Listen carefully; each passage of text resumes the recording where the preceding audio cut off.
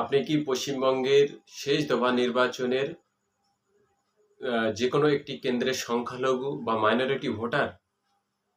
যদি আপনি সংখ্যালঘু বা মাইনরিটি কোনো সম্প্রদায়ের ভোটার হয়ে থাকেন, তাহলে অবশ্যই আপনার একটা কথা বলবো, তার আগে আপনি হয়তো ভাবছেন যে শেষ দফার নির্বাচনে পশ্চিমবঙ্গে আপনি যে কেন্দ্রের ভোটার সেই কেন্দ্রে তৃণমূলকে ভোট না দিয়ে অন্য কোনো রাজনৈতিক দলকে ভোট দেবেন।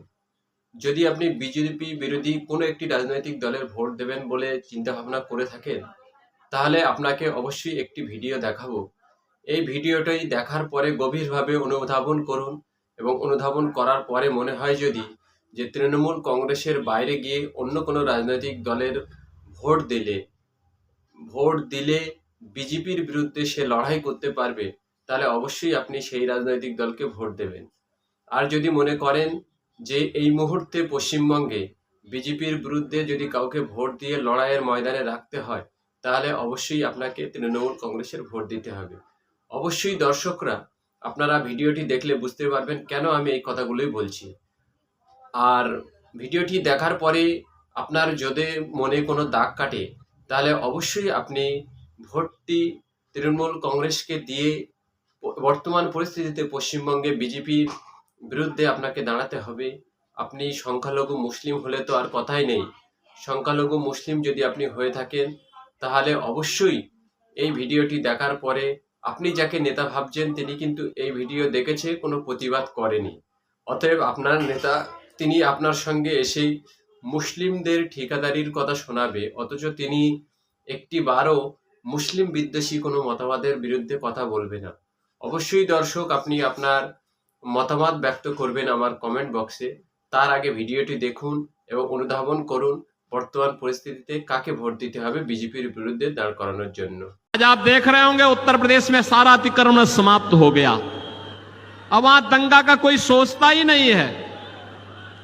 अब तो बहनों और भाइयों, उत्तर प्रदेश में कोई सड़क पे नमाज भी नहीं पढ़ता।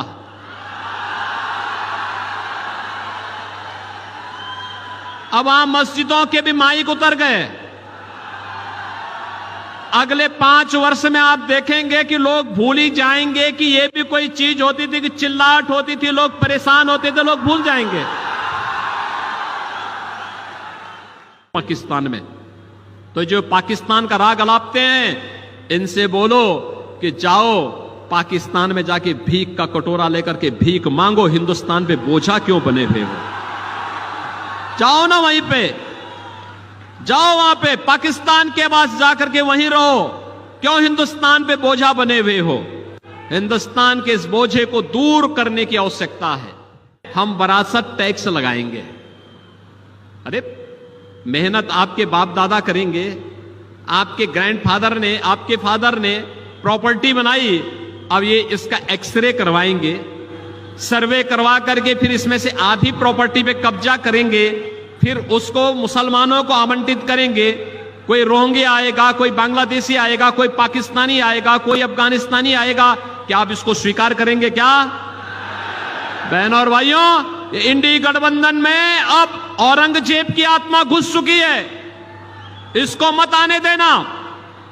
औरंगजेब को पहले ही छत्रपति शिवाजी महाराज समाप्त कर चुके हैं। अब महाराष्ट्र के अंदर औरंगजेब और उसकी संतानों को नहीं आने देना है। आप सहमत हैं? सहमत है ना? मोदी